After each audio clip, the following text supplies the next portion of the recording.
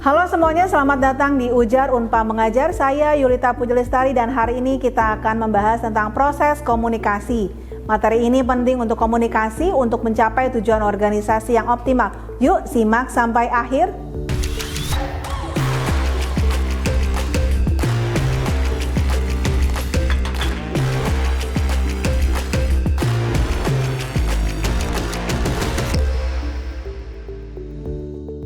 Pada pertemuan kali ini, mahasiswa harus mampu memahami proses komunikasi individual dan kelompok dalam konteks organisasi untuk memfasilitasi adaptasi dalam lingkungan kerja, menerapkan strategi komunikasi yang efektif untuk memberikan motivasi kepada anggota tim dengan tujuan meningkatkan semangat kerja, kemudian mengarahkan dan menggerakkan bawahan dengan memanfaatkan pemahaman tentang proses komunikasi dalam mencapai tujuan organisasi. Mengintegrasikan anggota tim melalui fasilitasi komunikasi untuk mencapai tujuan organisasi secara optimal.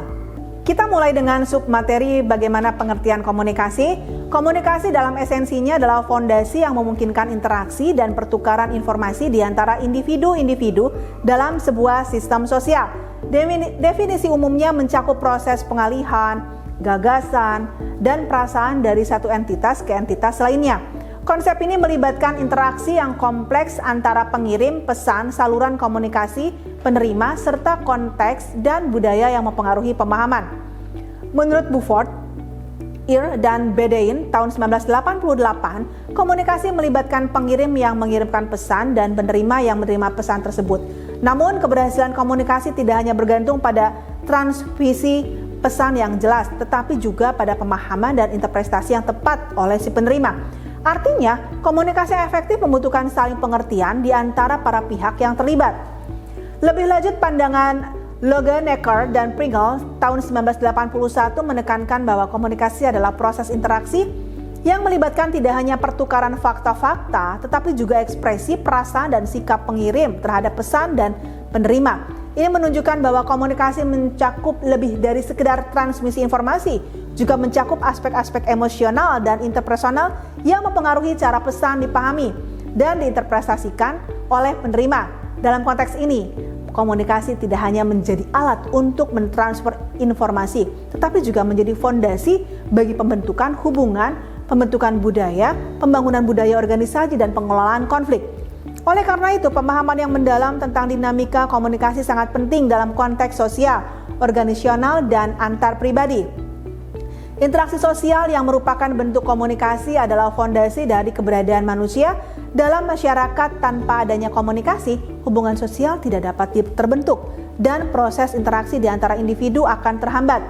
Komunikasi menjadi sarana utama di mana individu menyampaikan kebutuhan, gagasan, dan emosi mereka kepada orang lain. Melalui komunikasi, orang dapat memahami satu sama lain, membentuk hubungan yang erat, dan memperoleh dukungan sosial yang diperlukan untuk kelangsungan hidup.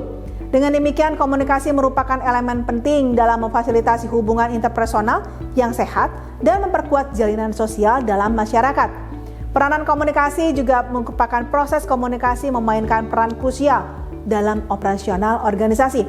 Kepemimpinan yang efektif dan komunikasi yang tepat hanya dapat terwujud melalui jalur komunikasi yang terbuka dan efisien. Ketika manajer meningkatkan pemahaman mereka tentang dinamika komunikasi dan mengasah keterampilan mereka dalam berkomunikasi, kinerja organisasi akan mengalami peningkatan yang signifikan. Selanjutnya kita masuk ke submateri proses komunikasi. Proses komunikasi merupakan fondasi utama dari interaksi manusia yang kompleks dan mendalam. Pada dasarnya, proses ini melibatkan pengiriman, penerimaan, dan pemahaman pesan antara dua orang atau lebih atau individu. Pertama-tama, proses dimulai dengan identisa di mana pengirim menghasilkan informasi yang lebih ingin disampaikan atau diperoleh dari penerima. Tahap selanjutnya, encoding, melibatkan pengubahan informasi tersebut menjadi bentuk yang dapat dipahami oleh penerima, seperti kata-kata, gambar, atau isyarat. Proses transmisi kemudian memfasilitasi pengiriman pesan melalui berbagai saluran komunikasi, termasuk lisan, tertulis, atau bahkan nonverbal. Setelah pesan diterima oleh penerima, tahap decoding merupakan mereka untuk menafsirkan pesan tersebut sesuai dengan konteks dan pengalaman pribadi mereka. Pemahaman pesan oleh penerima merupakan tahapan penting dalam proses komunikasi yang memungkinkan informasi untuk diterima dan digunakan dengan benar. Selanjutnya, umpan balik atau feedback memberikan kesempatan bagi penerima untuk merespon pesan yang diterima dan bagi pengirim untuk mengevaluasi apakah pesannya telah dipahami dengan benar. Proses komunikasi bukanlah sekedar transmisi informasi tetapi juga melibatkan elemen-elemen emosional, budaya dan kontekstual yang kompleks. Hal ini dapat mencakup interpretasi, prestasi, persepsi dan bahkan penyesuaian pesan oleh penerima sesuai dengan latar belakang dan pengalaman mereka. Dalam konteks organisasi, pemahaman yang mendalam tentang proses komunikasi memainkan peran krusial dalam keberhasilan kepemimpinan, koordinasi tim, dan pencapaian tujuan bersama. Oleh karena itu, penelitian dan pengembangan keterampilan komunikasi yang efektif sangatlah penting dalam konteks profesional maupun personal.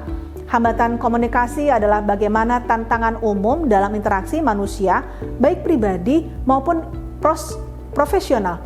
Beberapa hambatan misalnya seperti gangguan fisik, kebisingan, dan psikologis, kecemasan, ketidakpercayaan yang mengganggu kejelasan pesan. Kemudian ada juga perbedaan persepsi, seperti misalkan latar belakang budaya, latar belakang pendidikan, dan bahasa yang berbeda dapat menyebabkan kesalahpahaman. Selanjutnya adalah ketidakjelasan pesan. Pesan yang ambigu atau tidak jelas membingungkan penerima, kurangnya keterampilan, ketidakmampuan dalam menyusun dan menyampaikan pesan secara efektif. Hambatan juga dapat dikategorikan menjadi 4 faktor. Ada interpersonal, bagaimana faktor internal individu seperti persepsi selektif, kemudian ada interpersonal, hubungan antara individu termasuk kepercayaan dan kredibilitas.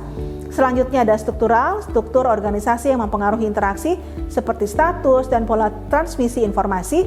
Ada juga teknologikal, teknologi dan metode komunikasi yang digunakan termasuk bahasa dan ekspresi nonverbal. Memahami hambatan ini penting untuk meningkatkan komunikasi efektif dan memperkuat hubungan interpersonal serta antar organisasi.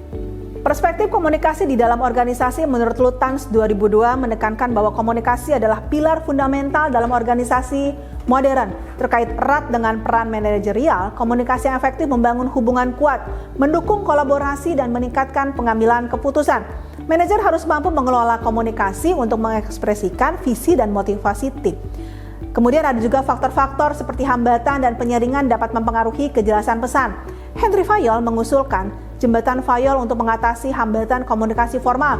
Meskipun dapat menghambat efisiensi, Bernard menambahkan bahwa komunikasi adalah kekuatan sentral dalam organisasi, menghubungkan individu dengan tujuan bersama dan mendukung kerjasama. Komunikasi yang efektif penting untuk menjaga kohesi dan arus informasi yang lancar dalam organisasi.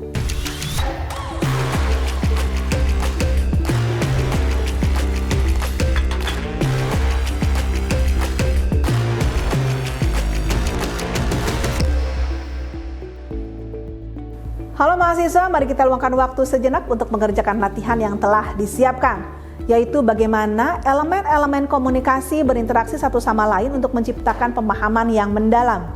Baik, tadi kita sudah membahas pengertian komunikasi bahwa fondasi interaksi sosial yang melibatkan pengirim, pesan, saluran, penerima, dan konteks. Keberhasilan tergantung pada pemahaman dan interpretasi pesan. Kemudian peranan komunikasi penting untuk operasional organisasi. Komunikasi terbuka meningkatkan kepemimpinan dan kinerja. Proses komunikasi melibatkan identiasi, encoding, transmisi, decoding, dan umpan balik, serta elemen emosional dan budaya.